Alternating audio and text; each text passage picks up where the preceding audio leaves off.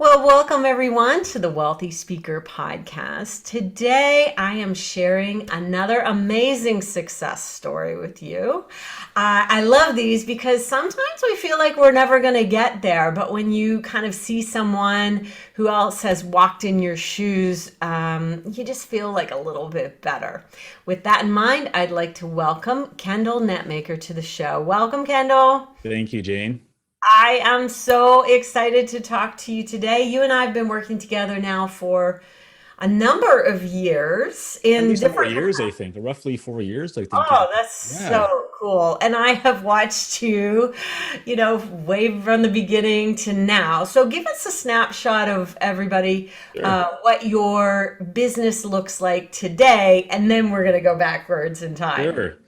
So today, it's primarily focused on speaking. I would say as we peel back the layers, we'll talk about the power of focus. And so everything I do is around keynotes, and everything else comes second after that. And so before it wasn't like that when we first met. I was doing a bunch of different things. And Yes. so keynotes is the focus, and the adapting to virtual has been a blessing for me. I'm married, 2 children, and so it allows me to be home, which is amazing, and it also allows me to get that in-person fix, if you'll call it that, to be around people and whatnot. So we're at a really good spot that way right now, and it allows me to be me, and I'm very grateful for that. Loved watching the evolution of you over the last 4 years. So, talk a little bit about how you grew up. Explain to Yeah. everybody where you've come from. Sure. So I grew up in Sweetgrass First Nation by the Battlefords in Saskatchewan. I'm the eldest of four of us, and we grew up like many of, if unfortunately, Indigenous peoples in this country. It's a blessing to have two active parents in a household for us, and I was very fortunate to have one, which is my mom and my grandma, who also helped to raise me as well. So I was raised around a lot of our ceremonies and whatnot. But before getting to that, we grew up in a lot of obstacles. My mom left my father when I was in kindergarten. I remember that day just like yesterday, and we ended up in women's shelters for several weeks, Hmm. bounced around these places, and eventually moving to my mother's home reserve, which was Sweetgrass First Nation. And my kukam, my grandma, that's what we call her, took us in, and so we lived in her living room on her floor for several months, and she helped to raise me, and she would teach me about our values as Nehioak, as Cree people. And as time went on, little did I know that that would transform into how I now do a lot of my keynotes. During that time, we always saw was struggle, poverty, and so it starts to program your mindset to expect that over time. Right. And so as I got outside of my shell, I guess you'll call it that, I had to learn things that I realized weren't serving me anymore, like things about the past, things about struggle, things about this is how it's always going to be for me, and so on. And so much has happened. I don't know if you have enough time to really go through all those details, but you can go on my website, you can watch the videos and whatnot about the story. But the Hmm. most important part is that there was many helping hands that helped me. And for me, sports was a gateway when I was a kid, and allowed me to go from my community to playing sports. And there was kids who would parents who would help pay for fees, Hmm. help arrange for fees, rides, and so on to my reserve. And that manifested into going to high school, graduating playing sports, going to college playing sports, going to university, finishing 2 degrees. And that's when I started my business career. Right after I finished, I thought I was going to become a phys ed teacher the rest of my life. And Hmm. then I got into business, and then I got into retail, and I had my own apparel stores. And then that's what, you know, brought out the speaking career. And so much happened. Like, it's such a crazy story. It's a wild story. And you talk about growing up with the struggle mindset. I have seen Yes. your mindset shift even in the last 4 years. Mhm. My mindset has shifted even in the last couple of years. Mhm. How much do you think that mindset, like what was Yeah. something that happened when you were young? Didn't you have a best friend whose Yes. parents stepped up for you early on? Talk a little bit about Yeah. that and Sure. how, maybe if you're steeped in Yeah. struggle and then somebody reaches out a hand to you, it makes a big Yeah. difference. Yeah, when I was in grade three, I was going to Sweetgrass Elementary School, my reserve. But then my mom decided to put me on a different bus one day, and it was a little farming community called Cut Knife. And in Cut Knife, it was like my first time leaving my reserve, my home, my comfort zone. And when I went there, everyone spoke differently. Everyone talked about farming. I didn't even know what a farm was, Jane. I didn't know what crops were.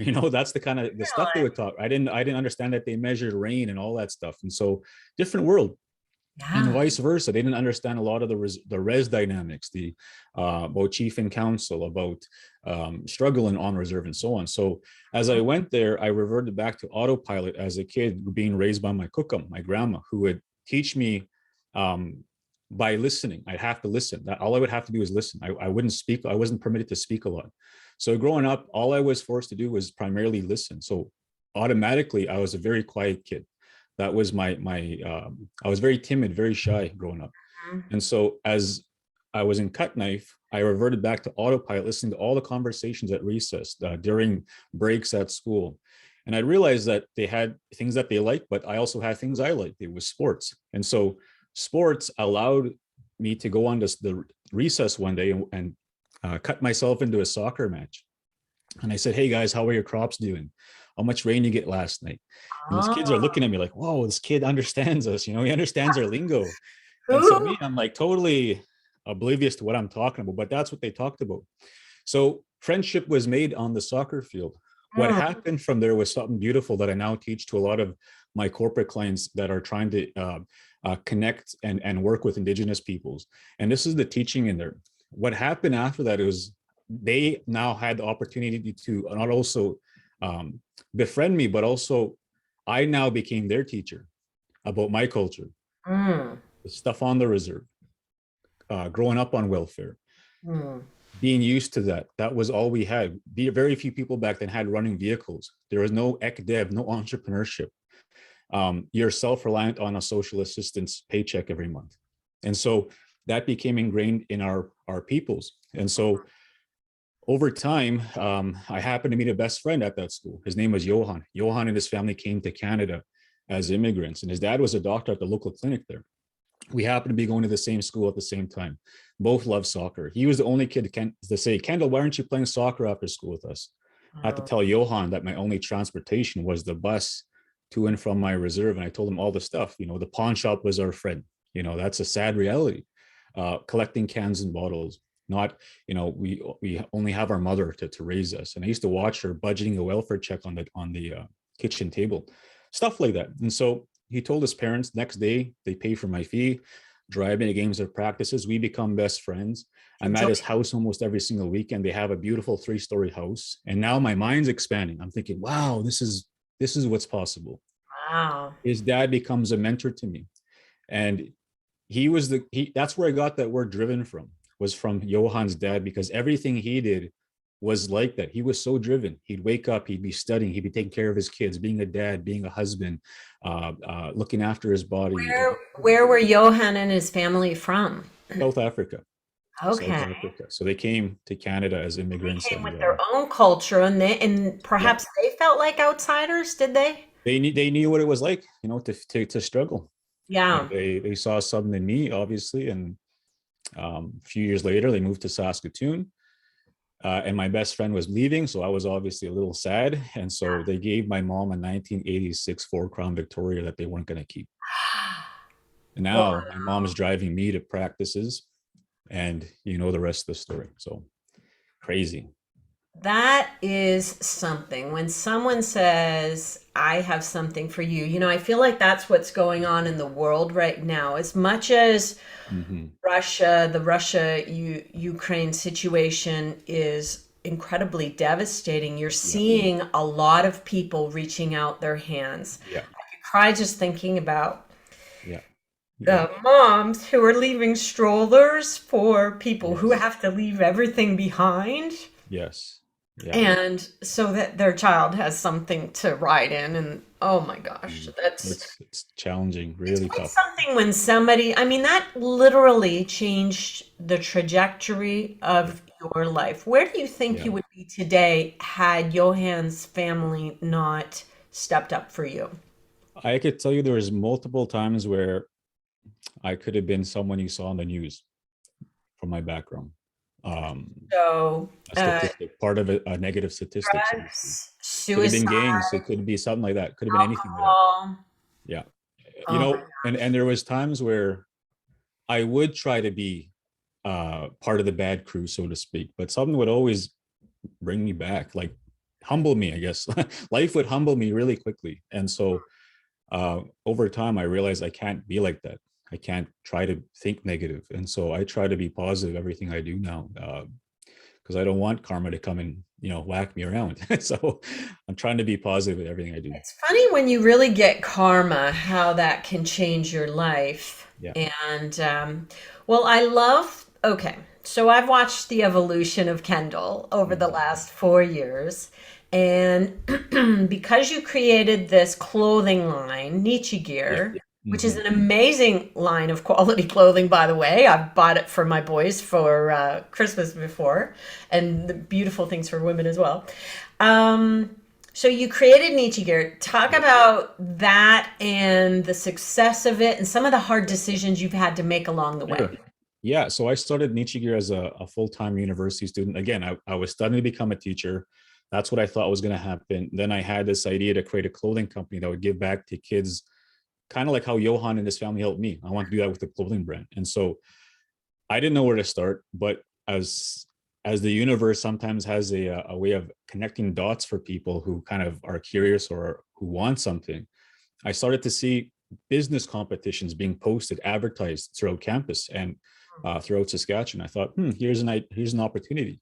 So I go to the free workshops, and I didn't know what I was doing. I had no idea what a business plan was. So I would sit there in a hoodie. Everyone else is like from commerce and in suits and ties, and I'm like, I felt so out of place.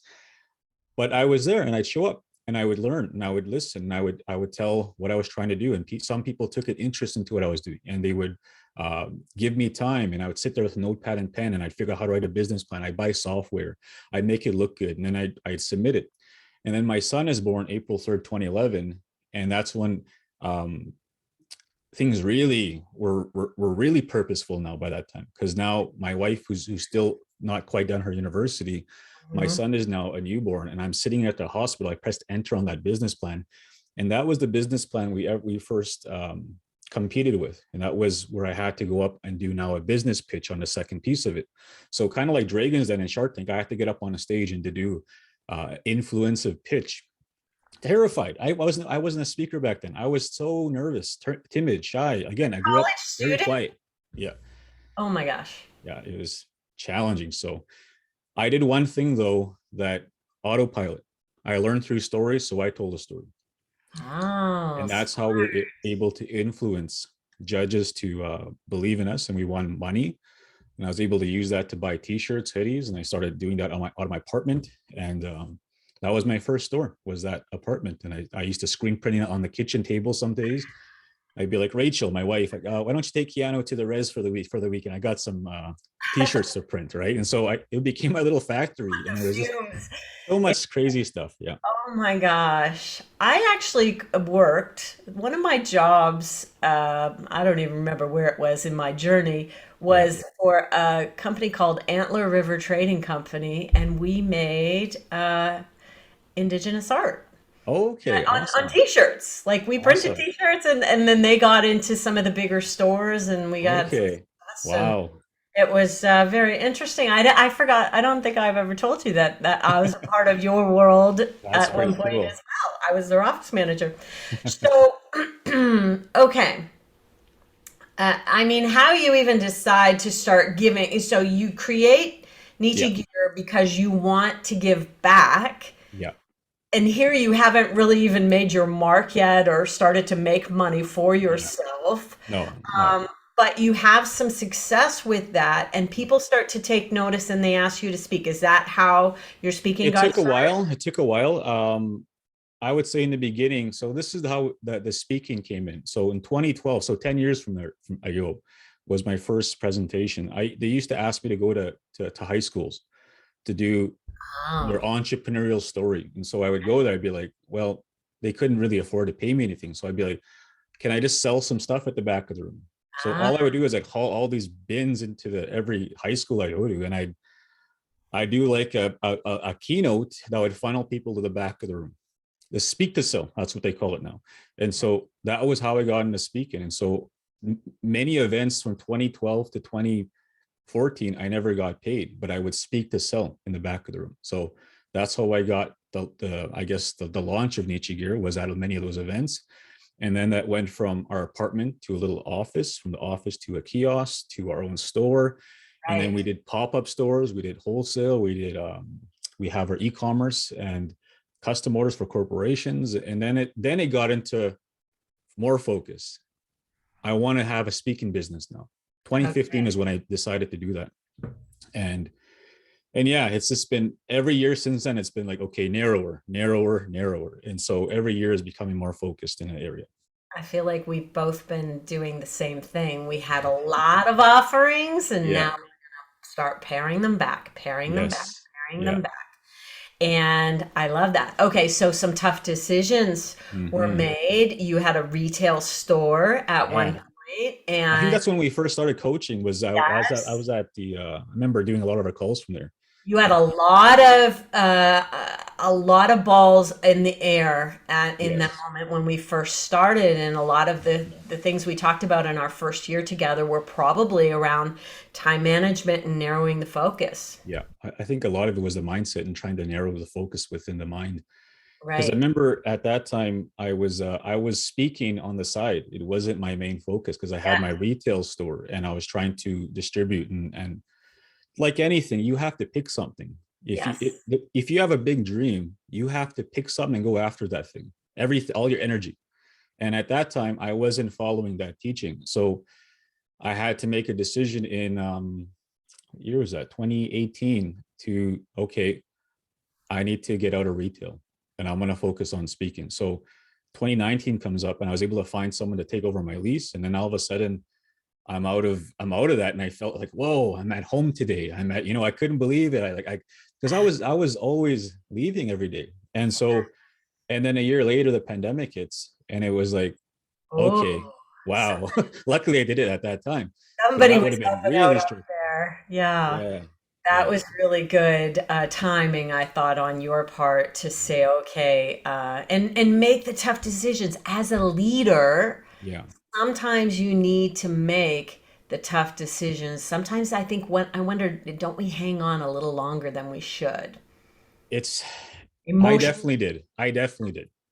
I should have been the reason I moved my location from 2015 to a new location in 2016 that was less traffic busy, so to speak, Mhm. was I was already preparing my mind to get into speaking and I needed an office to work on this stuff. Right. That's what really when I should have did it was but again, you learn. So Site. Yeah. That's really, and I'm sure in 10 years we'd be having a totally different conversation because right. both so narrow, I hope. Well, there's two things that I believe are the keys to success. Number one, 100% belief in your Hmm. dream. And number two, consistent action. Yeah. And you got into the speaking business, and I don't know that you would have had the same belief back then that you would have today in what's possible. Did you ever see yourself like dreaming about $1 million speaking business in the beginning? Actually, Jane, I did. That's cool. I was already planted. I just didn't have my life set up for that yet. And it's just taken a long time to, I think I told you in the last call, to shed the fat, so to speak. That's what I call it. To Yes. whatever is not serving you and taking away your time and not helping you to get where you want, get rid of it. Make it less part of your life so you can put more into what's going to help you get there. And Yes. so, the more I do that, the more we're getting closer to that. And so we're That's getting there. and the idea behind belief being Mhm. 100% is that you don't always know exactly how you're Mhm. going to get there. Right. Right. That's not something that may be clear to you on day one, and it Mhm. certainly wasn't clear to you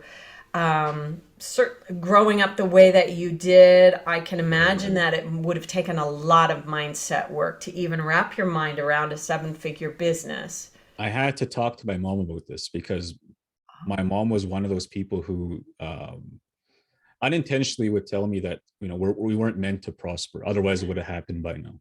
So Right. as I grew up and as I got into my business, I started to realize the change I was doing within my own small business at that time. And now that I was growing to speak, and I said, man, there's so much more I could do now. Like, I'm going to meet a lot of people. I'm going to meet a lot of influential people all around the world. Imagine the good we can do with this. And so I told my mom, I said, Mom, I'm going to have a multi-million-dollar business. And I just want you to know that. And I know that it's probably not aligned with our beliefs. However, I feel I've been chosen to do some good with this. And Mm. I'm in a responsible mindset at this time in my life to acknowledge that.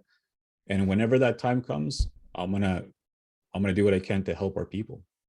And so that's how I aligned the purpose with it. Now, when you first started in speaking, I feel like it was Kendall suit and tie guy. Yes. Yeah. Feel like I need to fit into this world in a Yep. particular Definitely. way. Yep. And tell me about, at what point did you Mhm. say, I am going to kind of be my most authentic self? Yeah. And things have been happening for you in the background as well. Yep. You have been tapped for, and tell me if I'm saying this wrong, tribal leadership, Mhm. and you are being groomed for that. Is that accurate? Yeah, I would say a helper in ceremony and continually being utilized in there. And so that requires attention there too, aside from speaking on the weekends and whatever that those events are held. And so Okay. it's two different worlds. And it's definitely it's like you're walking through a totally different door every on the weekends, on during the weekday, and so on. Like, so different way of thinking, different way of mindset. And so I'm continually going on, off, changed, and so it's it's it's challenging, but I'm working at it. And what I think is so valuable for the leaders who sit in your audiences is that they are getting the best of both worlds. Right. Right. Your indigenous culture brings things to the table that Mhm. leaders have not thought of. Yes. Yes. And yet you understand this other world as well. Hmm. And you can marry that. You've been in business yourself and Yeah. you can marry that. And I love like the new, I was looking at your website. I'm actually going to bring it up to refresh my memory. Yeah. Um, I love that you have gone kind of all in because I Yeah. don't know that it first when we'd see your promise, it Yeah. was Yeah. about helping leaders Yeah. Yeah. and mindset and things like that. And Hmm. today your new promise is helping leaders prepare for the future of indigenized work. Am I saying Hmm. that right? Yeah. Yeah. Indigenized? Yeah. And the future of work we know is really, really hot. Hmm. Here in Canada, especially, I would say that that is a topic that people are interested in and they're leaning Hmm. into, and they want to Absolutely. know more about how to lead. Hmm. Yeah, it's been, I would say, a year ago, it wasn't even in my thought process to focus on that. This past summer, I think influence of ceremony at that time for me, and also the demand as it was coming, it felt like the right time to focus there. And as I made that commitment, again, jumping 2 feet in, things started to progress. Bureau started to hear about it, and we started to build our relationships even further. And all of a Yes. sudden, we've been, I would say, one of every two keynotes is focused on indigenous areas. It's crazy, and so it's amazing what, when you put 2 feet into something, what that can do for you, and also aligning with what you feel that the world needs, the people that you're serving. And if you were fearful, oh, if I put this word on my Yes. website, Yeah. the people who want this over here will not Yeah. come to me. Instead, you have established 100% belief. Now, it's not to say that this idea may not change and your speaking will evolve Hmm. into something else and morph. Yeah. Yeah. But I just love that you did that in such a fearless way. There must have been a little bit of trepidation on your part to go, Every oh, change is like that. Every change is like a second guessing. You go through second guessing, you doubt yourself. yeah. But I always just do experiments, and they just try. And if it doesn't work, then you can always change it. So the more experiments you do, you're gonna find something that works for you. But a lot of Exactly. people, they stop before trying. And so I thankfully, being in retail every day was an experiment. So I was forced to be like that back then. And thankfully it helps with the speaking as well.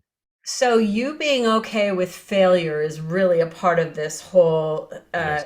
the idea that belief is number one and consistent action is number two. The thing that drives consistent action, you try something, it doesn't work. You try something else, it doesn't work. You try something Yeah. else, you know. And I know in retail, you're like moving around the store all Yes. the time. All the time. Yeah. And you're like, okay, let's see if this sells. Let's see if this sells. And that is just a beautiful like ground to try, fail, try again. And I, what would you say was the most difficult thing that you've had to kind of get up and dust yourself off from?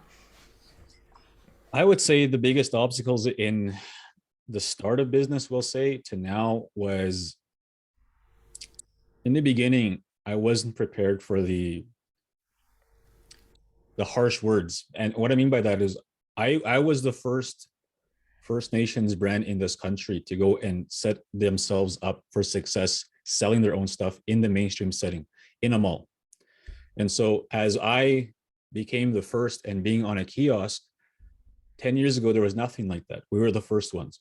And Okay. so I wasn't expecting to hear every conversation that was negative passing me, Uh, all the people that were non-Indigenous and what they had to say. And so over time, that really hurt. Oh my goodness. Like I remember shedding tears because of the stuff I'd hear. And it really affected my self-confidence back then. And so that was one of the things that really pushed me to get into a store because it motivated me. Okay, I'm going to have my own store. The right. words didn't stop. However, the second part I wasn't prepared for. The second part was the lateral violence from my own people and seeing a young First Nations man succeeding and their own Is it their like own crabs in the bucket? yeah, exactly. Like I wasn't prepared for that. Exactly. And so the combination of those two was challenging, but there was a third component. A Really? third component was when you mix close family members into that or close friends, that really hurts. Hmm. So over time, I feel like it helped me to not only get what you'd call thick skin, but also to deal with people in an effective way, to come from kindness and love, from forgiving and so on. And that came from my cookum. Thankfully, she taught me that as a kid. And if I didn't learn that, I'd probably be reacting to everything. I'd probably be fighting Yes. with people online, And so Yes. that teaching forced me to see that it's not me, it's them. It's what other people are going through. You don't have to take that on. And little did I know, I would now teach that in corporate audiences when I speak about um, working with people, working with clients and customers. This thought model that I'm learning right now and have been studying for a few years now is that all of your pain comes down to a thought that you're Yes. having. Yes. And so now, when someone says something negative about you, Mhm. you can decide what to think. Yes. Yes. And Absolutely. Yeah. and you can decide based on what you think is going to help you feel something differently. And I have to practice this all the time. I've not mastered it. I'm not 100%, that's for sure. I've had some thoughts in the last few weeks because you know what, we try things and they fail, or things happen with your team, or Yeah. whatever doesn't go as you would like it. And you feel some bad feelings as a result of that. And Absolutely. here's what I really think now, Kendall, is that if we are okay with feeling pain, with feeling Mhm. disappointment that a launch didn't go as we wanted, Yep. with feeling pain of rejection of not getting a big contract that we wanted, Yes. if we can get okay with feeling those feelings, Yeah. we become unstoppable. Yes. You That's become part of the current totally, now. You become the part of that current of life instead of resisting everything. yes. Yes. Absolutely. It's Totally. so Yeah. brilliant. So here you are. You won. I was such a proud moment. Top 40 under 40 in Canada. Mhm. That must have been a really amazing moment Yeah. for you. That was pretty crazy because I wasn't expecting the process to go as like I felt like I was getting interviewed for like a C-level position. They put me in a Really room and grilled me. intense. They got references. They I had to submit this all the follow up, and then Background they check. decided if I was going to be part of that. And so yeah, it was good. And I would say, Jane, like a lot of that stuff is cool. It's not why I do things. It's I focus on creating results for people, but also helping beyond just me. And so that's why I consider to live in the two worlds I talk about. I go help in our culture, our ceremonies, but I also try to help however I'm meant to help out here. And I feel that's part of why I'm here, is I'm Okay. here to bring a spark, to help with change, and to try to help people work together in a good way. Talk about how you marry the mindset. You Mm-hmm. obviously are a person who wants to help people. You're coming from a very beautiful place in your heart. Mm-hmm. How do you marry that with, and I also want to earn a seven figure, Yeah, I want to have a seven figure business? How does your brain say it's okay to make a lot of money and live in a big, beautiful house yeah. and help people at the same time? What's It's your like as long as you're coming from a good place, right? Your mind is intention? as pure as you possibly can make it. What I mean by that is your intentions are pure. You're Mhm. doing the best you possibly can when you're hired to do something, and you're giving everything you can into that contract, that speaking engagement, whatever that might be. Right. The offset is that is we also have a responsibility as humans to make our world better. And it starts at home, it starts with our grandkids, but also if you're blessed to have an abundant amount of resources, whether it's it could be something like for example, money, for example, if that is allowed to come into your life, it's good to help with that as well, to help beyond. If you see a problem out there that you can help solve or be the solution to, go and help there. That's part of your legacy. That's part of what's also going to drive your business. Because when you help over here, it comes back to you, whether Yes. people see it or not. But it has to start here. If you Yes. do it just for that, it's not going to work. It has to start here. And when you earn more, you can give more. Yeah, So you've got to exactly. think Yeah, about it that way. I just think that there are some people who use uh, some sort of barrier about money as their an excuse not to go as far as they possibly could because it feel I think there are times when we grow up thinking that rich people are bad or yes. There was a lot of rich mind work I had to do with that stuff. right. Definitely. Yeah, And you tons have of to work through it. I mean, you probably didn't even grow up with those yeah. things because you were worried about the basics, not. We were lucky to have name brand anything. Mm, We grew up with secondhand clothes. Like that. All that's we had to pawn belongings just to make sure we had lunch food for my siblings, and so we weren't thinking like that. But as I left and I was exposed to the world, so to speak, and that comes with continually educating yourself. And for me, it started in university, and I was grateful to be there. I was exposed to more opportunities, and as your mind expands, it wants to be nourished with more of that, so it doesn't go back to how it was. And so the more you expand your mindset into possibilities, your mind will find ways to fill out that gap, so it keeps expanding. And so that's how, I never used to think of, yeah, I want to have a multi-million-dollar business, but as I look at what I'm trying to grow into now, that's going to be required for the future. I cannot do the work I'm required to do in the future if that business isn't there, because that's where I'm going to be able to fund things in the future, and so on. So oh, good. that's how it all ties in for me. I like that you have even expanded my own mindset in terms of what fees are possible within Yeah. Canada. We Yeah. all here in Canada have decided that we have Yes. limits on ourselves. And Yeah. you are Apparently there you is. are Yeah. breaking, it would be that if you wanted to charge 15,000 in Canada, that you had to be a celebrity. When I first got into the business, that Yeah. was the way it was. And Yeah. I love that you're just kind of blowing through Yeah. that ceiling that somebody created for us that we decided was in place because it's not true. Mhm. Whatever fee the expert commands is what the fee is, Exactly. as long as they see the value, then you're good. Absolutely. We've been very fortunate. I think when we first started speaking, I was maybe 5,000 getting that for in person before. And it, So much has happened since and that it time. wasn't really like a locked in five either. It I was think like if I'm probably if like you more have the than budget, five maybe, or yeah, three, because when you have a charitable heart, yeah, it's really easy to, so you probably have charity over here set aside, which is yep, really helpful when you do that. right, A charitable heart just wants to get out and speak to anyone who will listen, but you've evolved past right, that to right. a place where you have fees. It's a It's set business first. schedule. It's always a business first. It's Yeah, a business yeah, first, and you do your charity work, but I yes, think when you completely separate that, it's so helpful, don't you? yes, yeah. Like we have our own nonprofit. That's a charity. Yes. So it's two different things, Two but I different things. take from here to over here sometimes to help people.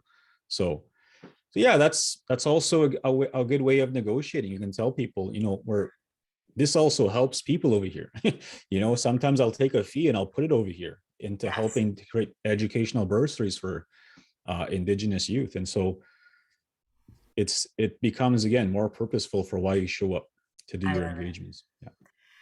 Kendall, you have been just wonderful to watch, and I can't wait to see what happens in the next 4 years, my friend. Tell Yes. everybody how they should get in touch with you if they would like to connect, whether it be LinkedIn Sure. or your website. Share them both. Yeah. Go to LinkedIn, Kendal Netmaker, not like Kendall Jenner with one L. Go to kendalnetmaker.com, kendalnetmaker.com, or indigenousspeaker.com. I'm always on every platform, so reach out anytime. Oh, beautiful. Thank you so much for being here. And if you've tuned in and something has struck you, hey, let us know. Send me an email, jane@speakerlauncher.com. I would love to hear your feedback. And with that, we will say, see you soon, multi speakers. Bye for now, everyone.